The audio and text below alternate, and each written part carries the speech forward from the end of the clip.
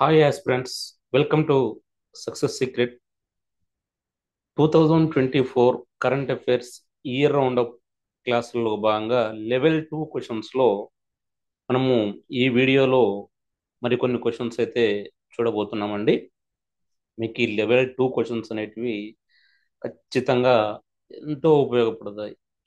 మరి ఏపీపీఎస్సి కానివ్వండి, టీజీపీఎస్సి కానివ్వండి, ఈ రెండు రాష్ట్రాల్లో నిర్వహించేటువంటి ఏ పోటీ పరీక్షకైనా కూడా మరి ఈ మధ్య కాలంలో చూసినట్లయితే డైరెక్ట్ క్వశ్చన్స్ అనేటివి చాలా చాలా చాలా తక్కువగా ఇస్తున్నారు. మరి అంత లెవెల్ 2 క్వశ్చన్స్, ఇండైరెక్ట్ క్వశ్చన్సే ఇస్తున్నారు కాబట్టి మరి వాటికి అనుగుణంగా మరి ఈ లెవెల్ 2 క్వశ్చన్స్ అనేటివి మన సక్సెస్ సీక్రెట్ ద్వారా మొట్టమొదటిసారి ప్రిపేర్ చేయడం జరిగింది. మరి ఇప్పటి వరకు అయితే ఎవరు కూడా ఏదో అడపా చేస్తున్నారు తప్పితే టోటల్గా అన్ని కరెంట్ అఫైర్స్ అంతా కూడా ప్రతి ఒక్క అంశాన్ని కూడా లెవెల్ 2లో ఇచ్చే ప్రయత్నం ఎవరూ చేయలేదు. మరి ఖచ్చితంగా దీన్ని మనం అహంకారంగా కాదు కానీ సగర్వంగా చెప్పుకోవచ్చు. సక్సెస్ సీక్రెట్ ఈ ప్రయత్నం చేస్తుంది. ఇది మీకు ఖచ్చితంగా ఉపయోగపడుతుందని తెలియజేస్తూ మరి మన యాప్ను కూడా ఖచ్చితంగా మీరు డిస్క్రిప్షన్లో ఉన్నటువంటి లింకుపై మీరు క్లిక్ చేసి యాప్ని ఇన్స్టాల్ చేసుకొని మరి కేవలం 99 రూపీస్కే ఉన్నటువంటి కరెంట్ అఫైర్స్ టెస్ట్లను మీరు అన్లిమిటెడ్ టైమ్స్ 1 ఇయర్ వ్యాలిడిటీతో మీరు ప్రాక్టీస్ చేసుకోవచ్చు. కాబట్టి ఈ అవకాశాన్ని కూడా సద్వినియోగం చేసుకోగలరు. మరి మీరు కనుక ఇప్పటివరకు మన ఛానల్ని సబ్స్క్రైబ్ చేసుకోకుంటే తప్ప సబ్స్క్రైబ్ చేసుకోండి. మరి అదేవిధంగా లైక్ చేయండి. మీరు లైక్ చేసినట్లయితే మీలాగా ఇంకా మరింత మందికి ఈ వీడియో చేరే అవకాశం ఉంటుంది. అదేవిధంగా మీ నియర్ అండ్ డియర్ కూడా ఖచ్చితంగా షేర్ చేయండి. ఓకే అండి. మరి ముందుగా మనం ఈ వీడియోలో క్వశ్చన్స్ మనం వచ్చేసినట్లే మొదటి క్వశ్చన్ చూద్దాం. మొదటి క్వశ్చన్ కనుక చూసినట్లయితే క్రింది ప్రకటనలను పరిగణించండి. ఏ 2024 ఫిబ్రవరి 23న మృతి చెందిన మనోహర్ జోషి 2002-4 మధ్యకాలంలో వాజ్పేయి ప్రభుత్వంలో లోక్సభ స్పీకర్గా పనిచేశారు. బి అవిభాజ్య శివసేన పార్టీ తరఫున 1995 నుంచి 99 మధ్య కాలంలో మహారాష్ట్ర ముఖ్యమంత్రిగా సేవలు అందించారు అని రెండు స్టేట్మెంట్లు ఇచ్చేసి దీంట్లో సరైన సమాధానం గుర్తించము అంటే సరైన స్టేట్మెంట్ గుర్తించము అని అడగడం జరుగుతుంది. మరి ఈ మనోహర్ జోషి అయితే 2024 ఫిబ్రవరి 23న మృతి చెందడం జరిగింది. అందువల్ల మరి ఇప్పుడు ఇతను వార్తల్లో వ్యక్తిగా నిలవడం అయితే జరిగిందండి. మరి ఇతనికి సంబంధించి కనుక చూసినట్లయితే మనోహర్ జోషి 2002-4 మధ్య కాలంలో మరి అప్పటి వాజ్పేయి ప్రభుత్వంలో లోక్సభ స్పీకర్గా పనిచేశారు అనేటటువంటి స్టేట్మెంట్ ఇది కరెక్ట్ స్టేట్మెంట్ అండి. స్టేట్మెంట్ కరెక్ట్ ఇది. నెక్స్ట్ అవిభాజ్య శివసేన పార్టీ తరఫున 1995 నుంచి 99 మధ్య కాలంలో మహారాష్ట్ర ముఖ్యమంత్రిగా సేవలు అందించారు అంటే మరి ఇది బి కూడా కరెక్ట్ స్టేట్మెంటే. ఈ రెండు ఏ బి రెండు కూడా కరెక్ట్ స్టేట్మెంట్లే కాబట్టి మనం ఆన్సర్గా ఏ బి రెండు సరైనవి అని ఆన్సర్ అయితే ఇవ్వాల్సి ఉంటుందండి.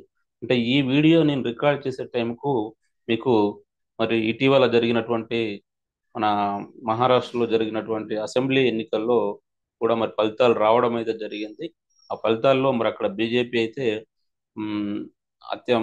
మెజారిటీ అయితే సాధించిన విషయం అయితే మనం గమనించవచ్చండి.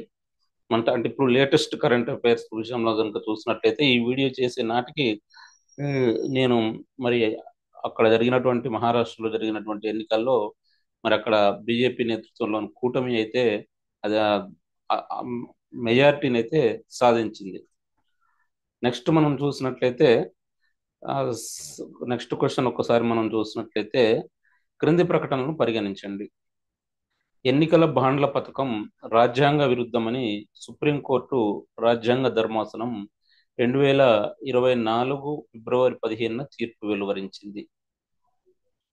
బి ఎన్నికల బాండ్లు రాజకీయ పార్టీలకు విరాళాలు ఇచ్చేందుకు ఉద్దేశించిన ప్రామిసరీ నోట్ల వంటి పత్రాలు. సి. యూపీఏ ప్రభుత్వం ఎన్నికల బాండ్ల పథకాన్ని ప్రవేశపెట్టింది. డి. ఎన్నికల బాండ్ల పథకం ద్వారా 2018 మార్చి నుంచి 2024 జనవరి దాకా 16,518.11 కోట్ల విలువైన 28,030 బాండ్లు జారీ అయ్యాయి అని 4 స్టేట్మెంట్ ఇచ్చి పై ప్రకటనలో సరైనవి ఏవి అని అడగడం జరిగిందండి. మరి దీనికి సంబంధించి మనం ఆన్సర్ కనుక చేయాలంటే ఖచ్చితంగా ఈ ఎన్నికల బాండ్లకు సంబంధించినటువంటి కాన్సెప్ట్ అయితే మనకు ఐడియా ఉంటేనే దీంట్లో మనం వీటికి ఆన్సర్ అయితే చేయగలుగుతాం. మరి ఏదో డైరెక్ట్ క్వశ్చన్గా అయితే కాకుండా ఈ ఎన్నికల బాండ్లకు సంబంధించి పూర్తిగా కాన్సెప్ట్ అయితే మనకు ఐడియా ఉంటేనే ఈ ఆన్సర్ చేసే అవకాశం అయితే ఉంటుంది. మరి అయితే అసలు ఈ ఎన్నికల బాండ్లను ఓకే మీకు ముందుగా స్టేట్మెంట్లు చూసి వాటితో మీకు ఆ రైట్ రాంగ్ స్టేట్మెంట్ చెప్పేసి తర్వాత ఎక్స్ప్లెనేషన్ అయితే ఇచ్చే ప్రయత్నం నేను చేస్తాను. మరి స్టేట్మెంట్ ఏ కనుక చూస్తే ఎన్నికల బాండ్ల పథకము రాజ్యాంగ విరుద్ధమని సుప్రీంకోర్టు రాజ్యాంగ ధర్మాసనం 2024 ఫిబ్రవరి 15 తీర్పు వెలువరించింది అనేటువంటి స్టేట్మెంట్ ఏ అయితే కరెక్ట్ స్టేట్మెంటే. Next B. ఎన్నికల బాండ్లు రాజకీయ పార్టీలకు విరాళాలు ఇచ్చేందుకు ఉద్దేశించిన ప్రామిసరీ నోట్ల వంటి పత్రాలు అనే బి స్టేట్మెంట్ కూడా కరెక్ట్ స్టేట్మెంటే. నెక్స్ట్ యూపీఏ ప్రభుత్వము ఎన్నికల బాండ్ల పథకాన్ని ప్రవేశపెట్టింది అనే C statement wrong statement. Next ఎన్నికల బాండ్ల పథకం ద్వారా 2018 మార్చి నుంచి 2024 జనవరి దాకా 16,518.11 కోట్ల విలువైన 28,030 బాండ్లు జారీ అయ్యాయి అనేటువంటి డి స్టేట్మెంట్ కరెక్ట్ స్టేట్మెంట్. ఈ 4 స్టేట్మెంట్లలో కనుక చూసుకున్నట్లయితే ఏ, బి, డి ఇవి కరెక్ట్ స్టేట్మెంట్లు. సి ఒకటి రాంగ్ స్టేట్మెంట్ కాబట్టి మనం ఆన్సర్గా ఇక్కడ 4ను గుర్తించాల్సి ఉంటుందండి. ఏబిడి సరైనవి అనేది ఇవ్వాల్సి ఉంటుంది. ఓకే, మరి దీనికి సంబంధించి మనం ఈ ఎన్నికల బాండ్లకు సంబంధించి కనుక మనం చూసినట్లయితే ఇది ఎన్నికల బాండ్లను ఈ ఎన్నికల బాండ్లు అనేటువంటి ఒక పథకాన్ని ప్రవేశపెట్టింది ఎవరు అని అంటే ఇది ఎన్డీఏ ప్రభుత్వము మరి ఈ ఎన్నికల బాండ్ల పథకాన్ని అయితే ప్రవేశపెట్టడం జరిగింది. అసలు ఏంటి ఈ ఎన్నికల బాండ్లు ఏంటి అంటే ఈ ఎన్నికల బాండ్లు అనేటివి రాజకీయ పార్టీలకు విరాళాలు ఇచ్చేందుకు ఉద్దేశించినటువంటి ఈ ప్రామిసరీ నోట్ల వంటి పత్రాలు అన్నట్టు. అయితే మరి ఎన్నికల బాండ్లు అనేటివి రాజ్యాంగ విరుద్ధమని మరి సుప్రీంకోర్టు అయితే 2024 ఫిబ్రవరి 15 తీర్పును వెలువరించడం జరిగింది. ఓకే, మరి దీనికి సంబంధించి మనకు ఒకవేళ డైరెక్ట్ క్వశ్చన్ కనుక వచ్చినట్లయితే ఏ విధంగా వచ్చే అవకాశం ఉంటుంది అని అంటే ఎన్నికల బాండ్ల పథకం రాజ్యాంగ విరుద్ధమని తీర్పును వెలువరించిన కోర్టు ఏది అని అంటే సుప్రీం కోర్టు. తర్వాత ఎన్నికల బాండ్ల పథకాన్ని ప్రవేశపెట్టిన ప్రభుత్వం ఏది అని అంటే ఎన్డీఏ ప్రభుత్వం. ఎన్నికల బాండ్ల పథకాన్ని బీజేపీ సారథ్యంలోని ఎన్డీఏ ప్రభుత్వం ప్రవేశపెట్టింది. మరి ఈ ఎన్నికల బాండ్ల పథకాన్ని ఏ సంవత్సరంలో ప్రారంభించారు అంటే 2018లో. ఈ 2018లో బీజేపీ నేతృత్వంలోని ఎన్డీఏ ప్రభుత్వం ఈ ఎన్నికల బాండ్ల పథకాన్ని ప్రవేశపెట్టడం అయితే జరిగింది. నెక్స్ట్ క్వశ్చన్ మనం చూసినట్లయితే దేశంలో అతి పొడవైన తీగల వంతెన క్రింది ప్రకటనలను పరిగణించండి. ఏ. దేశంలో అతి పొడవైన తీగల వంతెన సుదర్శన్ సేతు ప్రజలకు అందుబాటులోకి వచ్చింది. బి.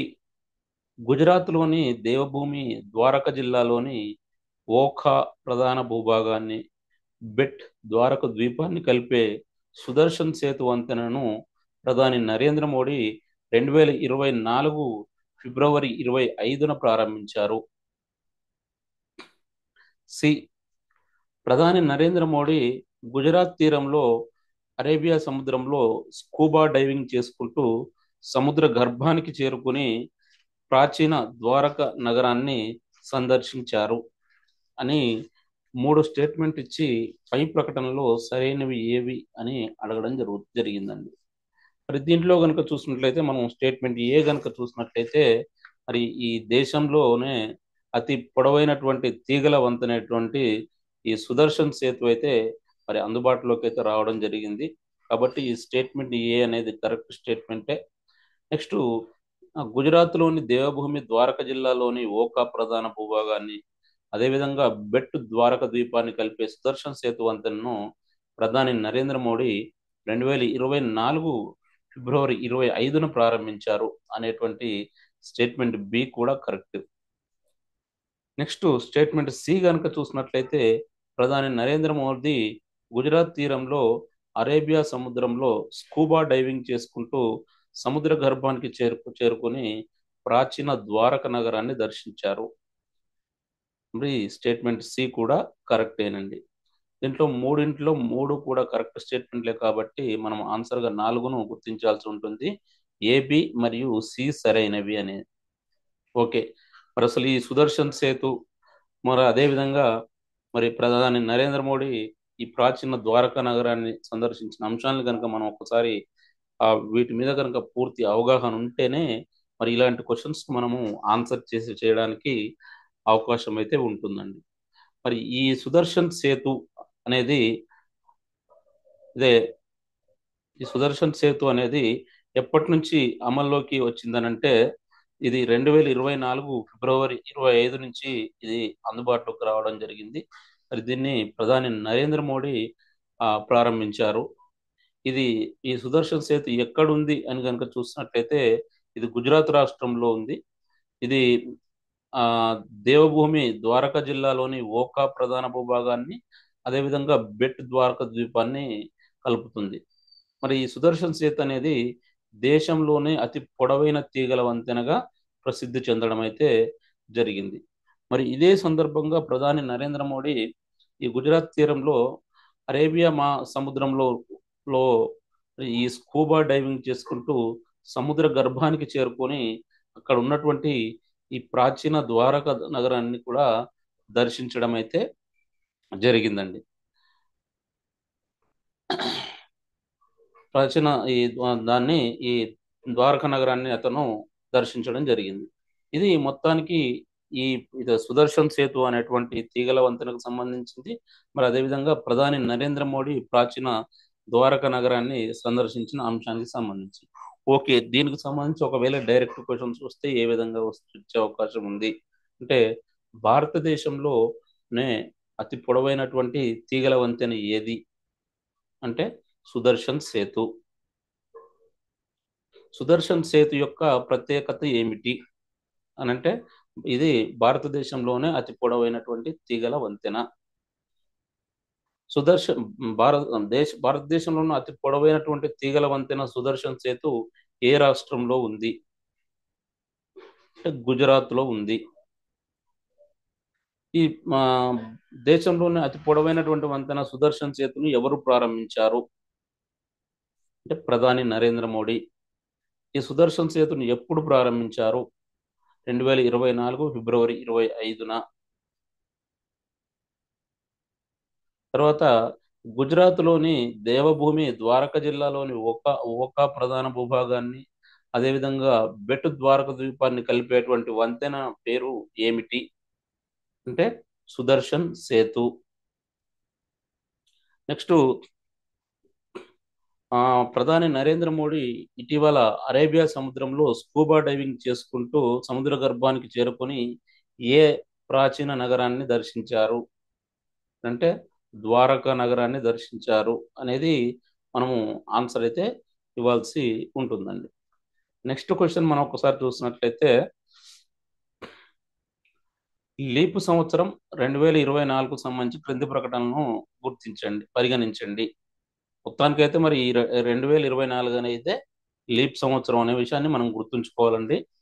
మరి 2024 లీప్ సంవత్సరానికి సంబంధించి క్రింది ప్రకటనలను పరిగణించండి. మరి వీటికి సంబంధించి అయితే మనం ఖచ్చితంగా ఆన్సర్ చేయాలంటే అసలు ఈ లీప్ సంవత్సరం అంటే ఏంటి అనే ఒక కాన్సెప్ట్ మనకు తెలుసుంటేనే వీటికి మనం ఆన్సర్ చేసే అవకాశం అయితే ఉంటుంది. ఓకే, మరి స్టేట్మెంట్ ఏ గనుక చూసినట్లయితే లీప్ సంవత్సరంలో ఫిబ్రవరిలో 29 రోజులు ఉంటాయి. బి, గ్రెగోరియన్ క్యాలెండర్ ప్రకారం ప్రతి 4 ఏళ్లకోసారి లీప్ సంవత్సరం వస్తుంది. సి, సాధారణంగా ఏడాదికి 365 రోజులు, లీప్ సంవత్సరంలో 366 రోజులు ఉంటాయి. డి, రెండుతో విభజితమయ్యే ప్రతి సంవత్సరం లీప్ ఇయర్ అవుతుంది. 00తో ముగిసే సంవత్సరాలకు లీప్ సంవత్సరం రాదు అని 4 స్టేట్మెంట్ ఇచ్చేసి మరి ఈ పై ప్రకటనలో సరైనవి ఏవి అని అడగడం అయితే జరుగుతుందండి. దీంట్లో కనుక మనం చూసినట్లయితే స్టేట్మెంట్ ఏ కనుక చూసినట్లయితే లీప్ సంవత్సరంలో ఫిబ్రవరిలో 29 రోజులు ఉంటాయి అనేటువంటి స్టేట్మెంట్ ఇది కరెక్ట్ స్టేట్మెంటే. ఎందుకంటే మరి లీప్ సంవత్సరంలో ఫిబ్రవరిలో 29 రోజులు ఉంటాయి. మామూలుగానైతే ఈ ఫిబ్రవరిలో 28 రోజులే ఉంటాయి. కానీ లీప్ సంవత్సరానికి వచ్చేసరికి 29 రోజులు అయితే ఉంటాయి ఫిబ్రవరిలో. నెక్స్ట్, ఈ గ్రెగోరియన్ క్యాలెండర్ ప్రకారం ప్రతి 4 ఏళ్లకోసారి లీప్ సంవత్సరం వస్తుంది. అంటే ఈ బి కూడా కరెక్ట్ స్టేట్మెంటే. నెక్స్ట్ సి, సాధారణంగా ఏడాదికి 365 రోజులు, లీప్ సంవత్సరంలో 366 రోజులు ఉంటాయి. C also correct statement. Next, రెండుతో విభజితమయ్యే ప్రతి సంవత్సరం లీప్ సంవత్సరం అవుతుంది. 00తో ముగిసే సంవత్సరాలకు లీప్ సంవత్సరం రాదు అనేది డి స్టేట్మెంట్. మరి ఈ స్టేట్మెంట్ డి అనేది రాంగ్ స్టేట్మెంట్. ఎందుకంటే ఈ రెండుతో విభజితమయ్యే సంవత్సరం లీప్ ఇయర్ కాదు. ఇది 4తో విభజితమయ్యేటువంటి సంవత్సరము లీప్ ఇయర్ అవుతుంది. అదేవిధంగా 00తో ముగిసే సంవత్సరాలకు లీప్ సంవత్సరం అయితే రాదు.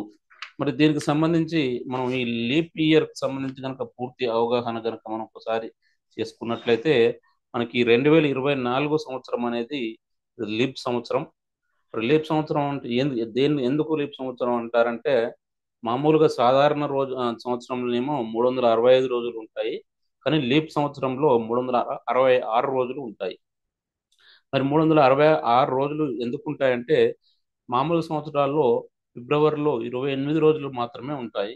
మరి అదే లీప్ ఇయర్కి వచ్చేసరికి ఫిబ్రవరిలో 29 రోజులు ఉంటాయి. అంటే ఫిబ్రవరిలో ఒక రోజు పెరగడం వల్ల మరి ఈ మొత్తం ఆ సంవత్సరం రోజుల్లో కూడా ఒక రోజు పెరుగుతుంది.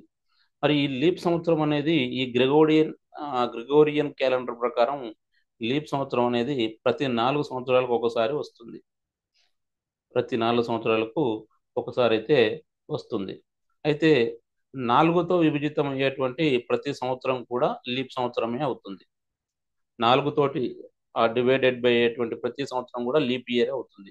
అదేవిధంగా 2 సున్నాలతో ముగిసే సంవత్సరాలకు లీప్ సంవత్సరం రాదు.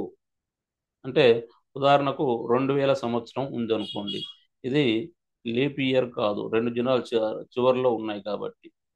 ఇట్లా ఈ విధంగా 00తో ముగిసేయి లీప్ ఇయర్ కాదు. అదేవిధంగా 4 తోటి డివైడెడ్ బై అయ్యే సంవత్సరం ప్రతి ఒక్కటి కూడా లీప్ ఇయర్ అవుతుంది. ఉదాహరణకు చూడండి, ఇక్కడ మనం ఇప్పుడు 2024 చూసుకున్నట్లయితే ఇది 4తో డివైడెడ్ బై అవుతుంది కాబట్టి ఇది లీప్ ఇయర్ అవుతుంది.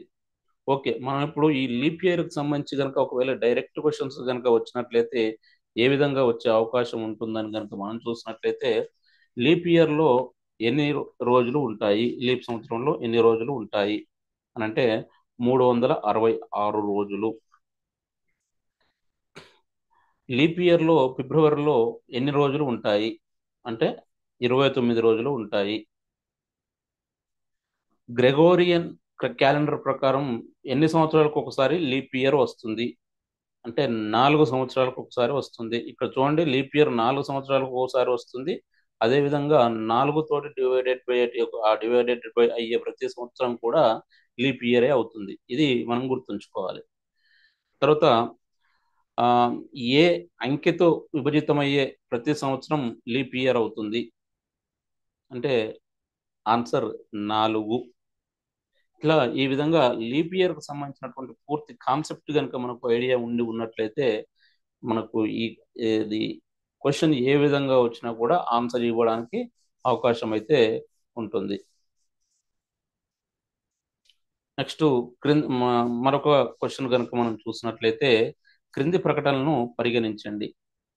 ఏ మలేషియా 17వ రాజుగా బిలియనీర్ సుల్తాన్ ఇబ్రహీం ఇస్కందర్ సింహాసనాన్ని అధిష్ఠించారు. బి మలేషియా 17వ రాజును యాంగ్డి పెర్టువాన్ అగోంగ్ అని పిలుస్తారు అని రెండు స్టేట్మెంట్ ఇచ్చి పై ప్రకటనలో సరైనవి ఏవి అని అడగడం జరిగింది. మరి దీంట్లో చూస్తే స్టేట్మెంట్ ఏ గనుక చూస్తే మరి మలేషియా 17వ రాజుగా బిలియనీర్ సుల్తాన్ ఇబ్రహీం ఇస్కందర్ సింహాసనం అధిష్ఠించారు అనేది కరెక్ట్ స్టేట్మెంట్. నెక్స్ట్ మలేషియా 17వ రాజును యాంగ్డి పెర్టువాన్ అగోంగ్ అని పిలుస్తారు అని స్టేట్మెంట్ బి కూడా కరెక్ట్ స్టేట్మెంట్. ఈ ఏబి రెండు సరైన స్టేట్మెంట్లు కాబట్టి మనం ఆన్సర్ను 3గా గుర్తించాల్సి ఉంటుంది. మరి చూసినట్లయితే ఇప్పుడు మలేషియా రాజు ఎవరు అని కనుక మనం చూసినట్లయితే అతను సుల్తాన్ ఇబ్రహీం ఇస్కందర్. ఇతను మలేషియాకు 17వ రాజు. మరి ఈ మలేషియా 17వ రాజుని ఏమని పిలుస్తారు అని కనుక చూసినట్లయితే యాంగ్డి పెర్టువాన్ అగోంగ్, యాంగ్డి పెర్టువాన్ అగోంగ్ అని పిలుస్తారు. సో ఓకే, దీనికి సంబంధించి ఒకవేళ డైరెక్ట్ క్వశ్చన్ కనుక వచ్చేసినట్లయితే ఏ దేశ రాజును యాంగ్డి పెర్టువాన్ అగోంగ్ అని పిలుస్తారు అని కనుక క్వశ్చన్ అడిగినట్లయితే మనం దానికి ఆన్సర్గా మలేషియా అని గుర్తుంచుకోవాలి.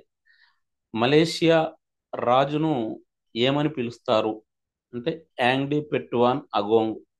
మరి మలేషియా ప్రస్తుత రాజు ఎవరు అంటే సుల్తాన్ ఇబ్రహీం ఇస్కందర్ అనే విషయాన్ని గుర్తుంచుకోవాల్సి ఉంటుందండి. నెక్స్ట్ క్వశ్చన్ కనుక చూసినట్లయితే మరి ఇది సింధు జలాల ఒప్పందంకి సంబంధించి క్రింది ప్రకటనలను పరిగణించండి. ఏ పాకిస్తాన్కు రావి నది జలాలను భారత్ పూర్తిగా నిలిపివేసింది. బి 1960లో ప్రపంచ బ్యాంకు పర్యవేక్షణలో భారత్ పాక్ల మధ్య సింధు జలాల ఒప్పందం కుదిరింది. సి సింధు ఉపనది రావి నది అని 3 స్టేట్మెంట్లు ఇచ్చి దీంట్లో పై ప్రకటనలో సరైనవి ఏవి అని అడగడం అయితే జరుగుతుందండి. మరి ఈ స్టేట్మెంట్ ఏ గనుక చూసినట్లయితే పాకిస్తాన్కు ఈ రావి నది జలాలను భారత్ పూర్తిగా నిలిపివేసింది అనేది స్టేట్మెంట్. ఇది కరెక్ట్ స్టేట్మెంట్. నెక్స్ట్ 1960లో ప్రపంచ బ్యాంక్ పర్యవేక్షణలో భారత్ పాక్ల మధ్య సింధు జలాల ఒప్పందం కుదిరింది. Statement B also correct. Next Sindhu ఉపనది రావి నది, సి ఆల్సో కరెక్ట్ స్టేట్మెంట్. మొత్తాన్ని 3ంటికి 3 కూడా కరెక్ట్ స్టేట్మెంట్ కాబట్టి మనం ఇక్కడ ఆన్సర్గా అన్నీ సరైనవి అనేది ఇవ్వాల్సి ఉంటుందండి. మరి ఇది కనుక చూసినట్లయితే ఇటీవల భారత్ అనేది పాకిస్తాన్కు ఈ యొక్క రావి నది జలాలను నిలిపివేయడం జరిగింది. మరి ఈ రావి నది అనేది సింధు నది యొక్క ఉపనది. మరి ఈ 1960లో మరి భారత్ అదేవిధంగా పాకిస్తాన్ మధ్య సింధు జలాల ఒప్పందం జరిగింది. అది కూడా ప్రపంచ బ్యాంకు పర్యవేక్షణలో ఈ రెండు దేశాల మధ్య సింధు జలాల ఒప్పందం అయితే కుదిరింది. మరి దీనికి సంబంధించి ఒకవేళ డైరెక్ట్ క్వశ్చన్స్ వచ్చి ఏ విధంగా వచ్చే అవకాశం ఉంది అని అంటే భారత్ ఇటీవల ఏ నదీ జలాలను పాకిస్తాన్కు పూర్తిగా నిలిపివేసింది అని అంటే రావి నది. నెక్స్ట్ భారత్ ఇటీవల పాకిస్తాన్కు రావి నది జలాలను ఏ దేశానికి పూర్తిగా నిలిపివేసింది అంటే పాకిస్తాన్కు. నెక్స్ట్ సింధు జలాల ఒప్పందం ఏ దేశాల మధ్య జరిగింది అంటే భారత్ పాక్ల మధ్య. భారత్ పాక్ల మధ్య జరిగినటువంటి జలాల ఒప్పందం పేరు ఏమిటి? సింధు జలాల ఒప్పందం. భారత్ పాక్ల మధ్య సింధు జలాల ఒప్పందం ఏ సంవత్సరంలో జరిగింది అంటే 1960. సింధు నది యొక్క ఉపనది ఏది అని ఇచ్చేసి కింద 4 ఆప్షన్లు ఇచ్చినట్లయితే రావి నది అనేది మనం గుర్తించాల్సి ఉంటుందండి. నెక్స్ట్ క్వశ్చన్ మనం చూసినట్లయితే ఇది క్రింది ప్రకటనను పరిగణించండి. ఏ ఒడిశా పశ్చిమ బెంగాల్ సరిహద్దుల్లోని బంగాళాఖాతంలో కనిపించిన ఒక కొత్త రకం జీవికి జువాలజికల్ సర్వే ఆఫ్ ఇండియా శాస్త్రవేత్తలు మాజీ రాష్ట్రపతి పేరు పెట్టారు. B the head shield sea slug అనే తరహా జీవి. ఇది the head shield sea slug అనే తరహా జీవి. సి దీనికి మెలనోక్లమిస్ కోవింద్ అనే పేరు పెట్టారు అని 3 స్టేట్మెంట్లు ఇచ్చి పై ప్రకటనలలో సరైనవి ఏవి అని అడగడం జరిగింది. మరి దీంట్లో కనుక మనం చూసినట్లయితే మరి స్టేట్మెంట్ ఏ కనుక చూసినట్లయితే ఒడిశా పశ్చిమ బెంగాల్ సరిహద్దుల్లోని బంగాళాఖాతంలో కనిపించిన ఒక కొత్త రకం జీవికి జువాలజికల్ సర్వే ఆఫ్ ఇండియా శాస్త్రవేత్తలు మాజీ రాష్ట్రపతి పేరు పెట్టారు అనేది స్టేట్మెంట్ ఏ. ఈ స్టేట్మెంట్ రాంగ్ స్టేట్మెంట్. నెక్స్ట్ ఇది హెడ్ షీల్డ్ సీ స్లగ్ అనే తరహా జీవి. మరి ఈ కొత్త రకం జీవి ఏ రకం జీవి అంటే హెడ్ షీల్డ్ సీ స్లగ్ అనే తరహా జీవి అనేది స్టేట్మెంట్ బి పేర్కొంటుంది.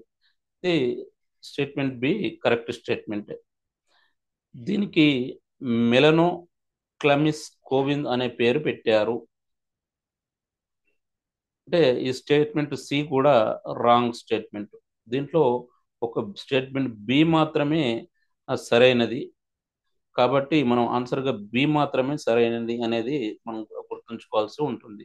ఓకే, మరి దీనికి సంబంధించి కనుక మనం ఒకవేళ దీన్ని పూర్తిగా మనం ఎక్స్ప్లెయిన్ చేసినట్లయితే మరి ఒడిశా పశ్చిమ బెంగాల్ సరిహద్దుల్లోని ఈ బంగాళాఖాతంలో కనిపించినటువంటి ఒక కొత్త రకం జీవికి ఈ జువాలజికల్ సర్వే ఆఫ్ ఇండియా శాస్త్రవేత్తలు పేరు పెట్టడం జరిగింది. అది దానికి ఏమని పేరు పెట్టారు అంటే అది మెలనోక్లమిస్ ముర్ము మెలనోక్లమిస్ ద్రౌపది అనే పేరు పెట్టారండి. మెలనోక్లమిస్ ద్రౌపది అనే పేరు పెట్టారు. కాబట్టి మరి పెట్టింది ప్రస్తుత రాష్ట్రపతి పేరు, మాజీ రాష్ట్రపతి పేరు కాదు. కాబట్టి ఈ స్టేట్మెంట్ అనేది ఏ అనేది రాంగ్ స్టేట్మెంట్. దీనికి ఏమని పేరు పెట్టారంటే మెలనోక్లమిస్ కోవింద్ కాదు, మెలనోక్లమిస్ ద్రౌపది. మరి ఇప్పుడు ప్రస్తుతం మన భారత రాష్ట్రపతి ఎవరు అంటే ద్రౌపది ముర్ము. మరి ఈ కొత్త రకం జీవికి శాస్త్రవేత్తలు రాష్ట్రపతి ప్రస్తుత రాష్ట్రపతి పేరు పెట్టడం జరిగింది, మాజీ రాష్ట్రపతి పేరు అయితే కాదు. మరి ఆ పేరు ఏంటి అంటే మెలనోక్లమిస్ ద్రౌపది. ఇది బంగాళాఖాతంలో కనిపించింది. మరి ఇది ఏ తరహా జీవి అంటే హెడ్ షీల్డ్ సీ స్లగ్ అనే తరహా జీవి. ఓకే, ఇది ఒకవేళ మనకు డైరెక్ట్ క్వశ్చన్గా వచ్చినట్లయితే ఏ విధంగా వచ్చే అవకాశం ఉంది అంటే బంగాళాఖాతంలో ఇటీవల కనిపించిన ఒక కొత్త రకం జీవికి జువాలజికల్ సర్వే ఆఫ్ ఇండియా శాస్త్రవేత్తలు ఏమని పేరు పెట్టారు అంటే మెలనోక్లమిస్ ద్రౌపది. మరి ఆ బంగాళాఖాతంలో ఇటీవల కనిపించిన కొత్త రకం జీవి మెలనోక్లమిస్ ద్రౌపది ఏ తరహా జీవి అంటే హెడ్ షీల్డ్ సీ స్లగ్ అనే తరహా జీవి. హెడ్ షీల్డ్ సీ స్లగ్ తరహా జీవి అని మనం ఆన్సర్గా ఇవ్వాల్సి అయితే ఉంటుందండి. నెక్స్ట్ 8th క్వశ్చన్ చూద్దాం. నెక్స్ట్ క్రింది ప్రకటనలను పరిగణించండి. ఏ వివిధ విభాగాల్లోని అంకుర వ్యవస్థ, అంకుర అంటే స్టార్టప్ అండి, వ్యవస్థ వాటాదారులందరి వివరాలతో సమగ్ర డేటాబేస్ను రూపొందించడానికి కేంద్ర ప్రభుత్వం భారత్ స్టార్టప్ ఎకోసిస్టమ్ రిజిస్ట్రీ ప్లాట్ఫామ్ను ప్రారంభించింది. బి ఏ భాష నుంచి ఏ భాషలోకైనా సులభంగా తర్జుమా చేసేందుకు అఖిల భారత సాంకేతిక విద్యా మండలి AICTE కృత్రిమ మేధతో పనిచేసే దీక్ష యాప్ను అందుబాటులోకి తెచ్చింది అని రెండు స్టేట్మెంట్లు ఇవ్వడం జరిగింది. మరి ఈ రెండు స్టేట్మెంట్లు ఇచ్చేసి దీంట్లో ఈ పై ప్రకటనలో సరైనవి ఏవి అని అడగడం అయితే జరుగుతుంది. మరి దీంట్లో చూసినట్లయితే మనం స్టేట్మెంట్ ఏ గనుక ఒకసారి గనుక చూసినట్లయితే వివిధ విభాగాల్లోని స్టార్టప్ వ్యవస్థ వాటాదారులందరి వివరాలతో సమగ్ర డేటాబేస్ను రూపొందించడానికి కేంద్ర ప్రభుత్వం భారత్ స్టార్టప్ ఎకోసిస్టమ్ రిజిస్ట్రీ ప్లాట్ఫామ్ను ప్రారంభించింది అనే స్టేట్మెంటు ఇది కరెక్ట్ స్టేట్మెంట్. నెక్స్ట్ బి చూసినట్లయితే ఏ భాష నుంచి ఏ భాషకైనా సులభంగా తర్జుమా చేయడానికి అఖిల భారత సాంకేతిక విద్యా మండలి కృత్రిమ మేధతో పనిచేసే దీక్ష యాప్ను అందుబాటులోకి తెచ్చింది అనేది మరి ఈ బి స్టేట్మెంట్ అనేది రాంగ్ స్టేట్మెంట్. కాబట్టి మనం ఆన్సర్గా ఏ ఒకటే సరైనది కాబట్టి ఆన్సర్గా ఒకటిని గుర్తించాల్సి ఉంటుంది. ఏ మాత్రమే సరైనది అనేది. ఓకే, మనం ఇప్పుడు ఈ Bharat startup eco system registry platform గురించి కనుక మాట్లాడుకున్నట్లయితే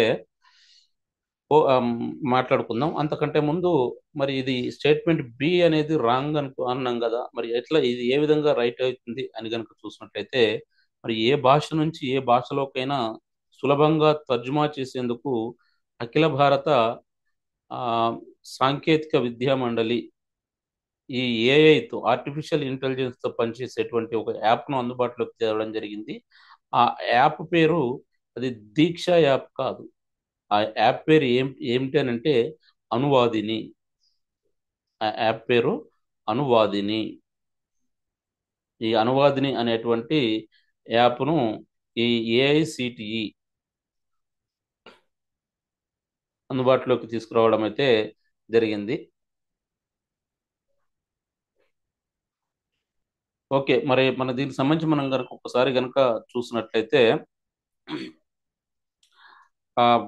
ఈ అంటే ఈ వివిధ విభాగాల్లోనూ ఈ స్టార్టప్ వ్యవస్థ యొక్క వాటాదారులందరి వివరాలతో టోటల్ వారి యొక్క వివరాలన్నీ ఉండే విధంగా కేంద్ర ప్రభుత్వం అయితే ఒక ప్లాట్ఫామ్ అయితే ప్రారంభించడం జరిగింది. దాని పేరు ఏంటి అంటే భారత startup eco system registry. Bharat startup eco system registry. మరి దీని ద్వారా ఏ భాష నుంచి ఏ భాషకైనా మరి సులభంగా తర్జుమా చేసేందుకు ఒక మరి అఖిల భారత ఆల్ ఇండియా అఖిల భారత సాంకేతిక విద్యా మండలి మరి ఈ కృత్రిమ మీద అంటే ఏఐతో పనిచేసేటువంటి అనువాదిని అనేటువంటి యాప్నైతే అందుబాటులోకి తీసుకురావడం అయితే జరిగింది. మరి ఈ రాజ్యాంగంలోని 8వ షెడ్యూల్లో పేర్కొన్నటువంటి అన్ని భారతీయ భాషల్లోని అన్ని తరగతుల పుస్తకాలను ఆంగ్లం నుంచి ఇంగ్లీష్ నుంచి మొత్తం వీటిని ట్రాన్స్లేట్ చేయాలని కేంద్ర విద్యాశాఖ సంకల్పించడం జరిగింది. అందులో భాగంగానే ఈ కార్యక్రమాన్ని అయితే చేపట్టడం అయితే జరిగింది. మరి ఏ భాష నుంచి ఏ భాషకైనా సులభంగా ఈ ట్రాన్స్లేట్ చేసేందుకు అఖిల భారత సాంకేతిక విద్యా మండలి అయితే ఒక కృత్రిమ మేధతో పనిచేసేటువంటి యాప్ను తీసుకురావడం జరిగింది. దాని పేరే అనువాదిని. మరి దీని సహాయంతో మరి ఇప్పుడు గత కొన్ని 2-3 సంవత్సరాల నుంచి ఇంజనీరింగ్, డిగ్రీ, అదేవిధంగా మెడికల్, లా వంటి అన్ని ప్రొఫెషనల్ కోర్సుల పాఠ్య పుస్తకాలను ప్రస్తుతం అనువాదం అయితే ట్రాన్స్లేట్ అయితే చేస్తున్నారు. మరి ఈ విధంగా ట్రాన్స్లేట్ చేసినటువంటి పుస్తకాలన్నింటినీ కూడా ఈ కుంభ్ అనే ఒక పోర్టల్లో ఉంచుతారు. ఏ పోర్టల్ అండి? ఈ కుంభ్ అనేటువంటి పోర్టల్లో ఉంచడం జరుగుతుంది.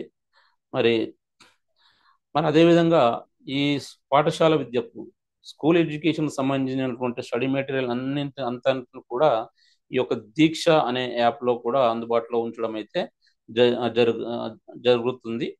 మొత్తానికైతే 2026 నాటికి అన్ని తరగతుల యొక్క పుస్తకాలను అన్ని తరగతుల పుస్తకాలను అన్ని భాషల్లో అందుబాటులో ఉంచాలని అయితే కేంద్ర ప్రభుత్వం సంకల్పించడం జరిగింది. ఇది మరి ఈ యొక్క అనువాదిని యాప్, అదేవిధంగా దీక్ష యాప్ సంబంధించినటువంటి వివరాలు. దీనికి సంబంధించి మనం కనుక ఒకసారి చూసినట్లయితే వివిధ విభాగాల్లోని స్టార్టప్ వ్యవస్థ వాటాదారులందరి వివరాలతో సమగ్ర డేటాబేస్ను రూపొందించడానికి కేంద్ర ప్రభుత్వం ప్రారంభించినటువంటి ప్లాట్ఫామ్ పేరు ఏమిటి అనంటే Bharat startup eco system registry. తర్వాత భారత సాంకేతిక విద్యా మండలి ఈ కృత్రిమ మీద ఏ భాష నుంచి ఏ భాషలోకైనా సులభంగా ట్రాన్స్లేట్ చేసేందుకు మరి కృత్రిమ మేధతో పనిచేసేటువంటి ఆ, యాప్ను అందుబాటులోకి తీసుకురావడం జరిగింది. దాని పేరు ఏమిటి అంటే అనువాదిని. అదేవిధంగా ఆ, పాఠశాల విద్యకు సంబంధించినటువంటి స్టడీ మెటీరియల్ను ఏ యాప్లో అందుబాటులో ఉంచడం జరుగుతుంది అంటే దీక్ష యాప్. ఈ విధంగా ట్రాన్స్లేట్ చేసినటువంటి స్టడీ మెటీరియల్ అంతా కూడా ఏ పోర్టల్లో అందుబాటులో ఉంచనున్నారు అంటే కుంభు పోర్ట్ ఈ కుంభు పోర్టల్లో అందుబాటులో ఉంచనున్నారు. మరి ఎన్ని భాషల పుస్తకాలను ఏ షెడ్యూల్ ప్రకారం రాజ్యాంగంలోని ఏ షెడ్యూల్లో భాషల ఆ, పేర్కొన్న భాషలన్నింటినీ ఆంగ్లం నుంచి ట్రాన్స్లేట్ చేయాలని కేంద్ర ప్రభుత్వం సంకల్పించింది అంటే 8వ షెడ్యూల్. ఉం? అదేవిధంగా మరి ఏ సంవత్సరం నాటికి ఆ కేంద్ర ప్రభుత్వం భాషల అన్ని తరగతుల పుస్తకాలను ఇంగ్లీష్లోకి ట్రాన్స్లేట్ చేయాలని సంకల్పించడం జరిగింది అంటే 2026 అనేది మనం ఆన్సర్గా ఇవ్వాల్సి అయితే ఉంటుందండి. నెక్స్ట్ క్వశ్చన్ మనం చూసినట్లయితే క్రింది ప్రకటనలను పరిగణించండి. స్టేట్మెంట్ ఏ చూసినట్లయితే భారత్ రైస్ విక్రయాలను కేంద్ర ప్రభుత్వం 2024 ఫిబ్రవరి 6న ప్రారంభించింది. నెక్స్ట్ బి భారత్ రైస్ ను కిలో 29 రూపాయలకు విక్రయిస్తారు అని 2 స్టేట్మెంట్లు అయితే ఇవ్వడం జరిగిందండి.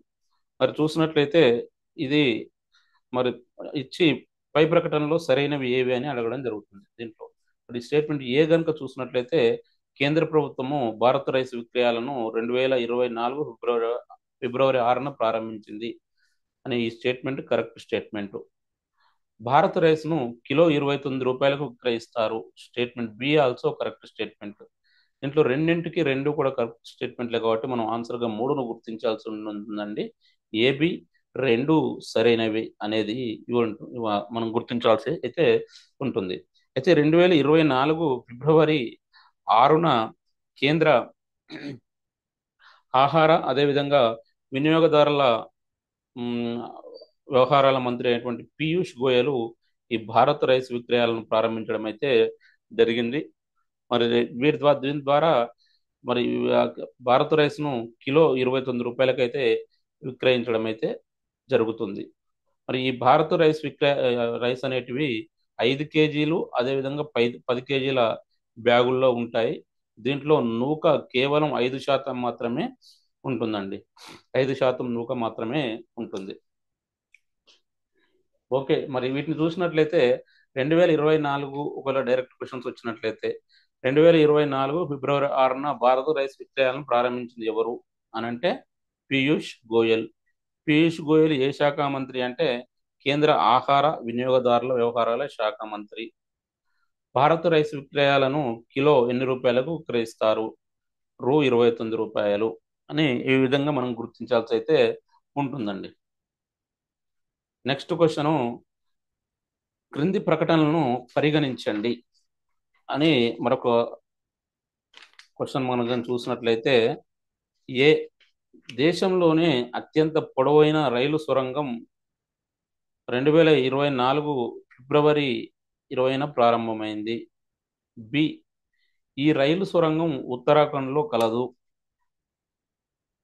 సి 12.77 కిలోమీటర్లు గల ఈ రైలు సొరంగాన్ని T50గా పిలుస్తారు అని పై ప్రకటనలో సరైనవి ఏవి అని అడగడం జరిగింది. మరి దీంట్లో చూసినట్లయితే స్టేట్మెంట్ చూసినట్లయితే దేశంలోనే అత్యంత పొడవైన రైలు సొరంగం 2024 ఫిబ్రవరి 20న ప్రారంభమైంది అనేది ఇది కరెక్ట్ స్టేట్మెంట్. నెక్స్ట్ ఈ రైలు సొరంగం ఉత్తరాఖండ్లో కలదు అనేటువంటి B statement wrong. Next C 12.77 కిలోమీటర్లు గల ఈ రైలు సొరంగాన్ని T50గా పిలుస్తారు. Yes, C also correct statement. దీంట్లో A C 2 correct statement, B 1 wrong statement, కాబట్టి మనం ఆన్సర్గా 3ను గుర్తించాల్సి ఉంటుందండి. ఏసి సరైనవి అనేది.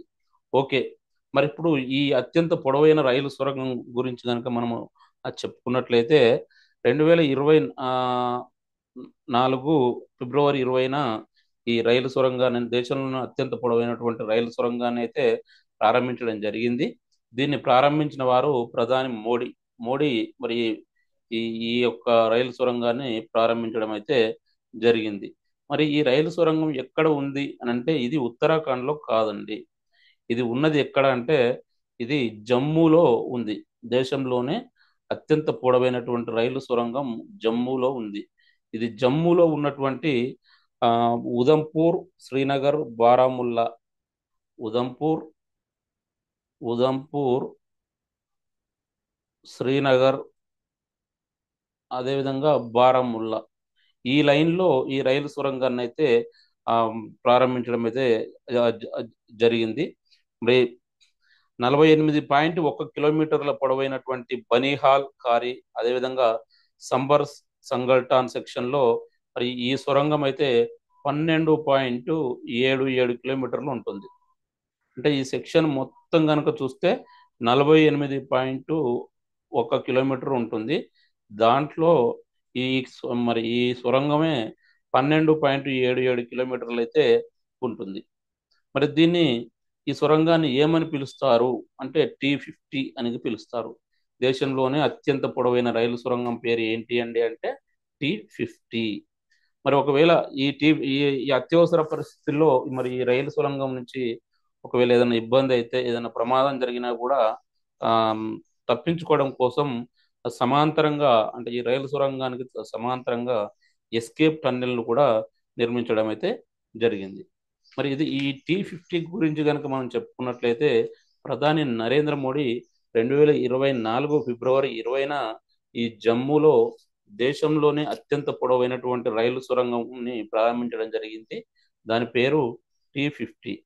ఇది ఆ, ఉదంపూర్, శ్రీనగర్, బారాముల్లా మధ్యలో ఉంటుంది. దీని యొక్క పొడవు 12.77 కిలోమీటర్లు. ఈ ఈ పొడవైనటువంటి రైలు సొరంగం పేరు. మరి దీనికి సంబంధించి ఒకవేళ డైరెక్ట్ క్వశ్చన్స్ కనుక వచ్చినట్లయితే ఏ ఏ విధంగా వచ్చే అవకాశం ఉంది అని కనుక చూసినట్లయితే, భారతదేశంలోనే అత్యంత పొడవైన రైలు సొరంగం పేరు ఏమిటి అని అంటే T50. మరి మనకు దీంట్లో ఇదే క్లాస్లో ఫస్ట్ వీడియో కూడా మనం ఒకటి చెప్పుకున్నామండి. అది మరి ఆ అత్యంత పొడవైన తీగల వంతెన గురించి కూడా చెప్పుకున్నాం మనము. ఇదే క్లాస్లో మరి అత్యంత పొడవైనటువంటి తీగల వంతెన పేరు ఏంటి అండి? దాని పేరు సుదర్శన్ సేతు. మరి దేశంలోనే అత్యంత పొడవైనటువంటి తీగల వంతెన పేరు సుదర్శన్ సేతు. ఇది గుజరాత్లో ఉంది. గుజరాత్లో ఉంది. మరి ఇది దేశంలోనే అత్యంత పొడవైనటువంటి రైలు సొరంగం పేరేమో T50. అదేమో దేశంలోనూ పొడవైనటువంటి తీగల వంతెన సుదర్శన్ సేతు, అది గుజరాత్లో ఉంది. మరి దేశంలోనూ పొడవైనటువంటి రైలు సొరంగం ఏమో T20, ఇది జమ్మూలో ఉంది. ఓకే, దేశంలోనే అత్యంత పొడవైనటువంటి రైలు సొరంగమైన T50 పొడవు ఎంత అంటే 12.77 కిలోమీటర్లు. నెక్స్ట్ చూసినట్లయితే దేశంలోనే అత్యంత పొడవైనటువంటి రైలు సొరంగం T50 ఏ రాష్ట్రంలో ఉంది అని కనుక చూసినట్లయితే, మరి ఇది జమ్మూలో ఉంది. మరి అదేవిధంగా దేశంలోనే అత్యంత పొడవైనటువంటి తీగల వంతెన ఏ రాష్ట్రంలో ఉంది అని కనుక చూసినట్లయితే, అది మనకు గుజరాత్లో ఉంది అనే విషయాన్ని, ఈ రెండింటి మధ్యన ఉన్నటువంటి వేరియేషన్ను మనం గమనించినట్లయితే, ఈ క్వశ్చన్ ఏ విధంగా వచ్చినా కూడా మనం ఆన్సర్ చేసేటువంటి అవకాశం ఉంటుంది. ఇది మొత్తానికి మనకు ఈ 2024 కరెంట్ అఫైర్స్ ఇయర్ రౌండప్ లో భాగంగా మీకు అందిస్తున్నటువంటి లెవెల్ 2 క్వశ్చన్స్. మరి వీటితో పాటు మరిన్ని కూడా అందుబాటులోకి రాబోతున్నాయి. వాటిని కూడా తప్పక ఫాలో అవుతూ ఉండండి. Thank you. Best of luck.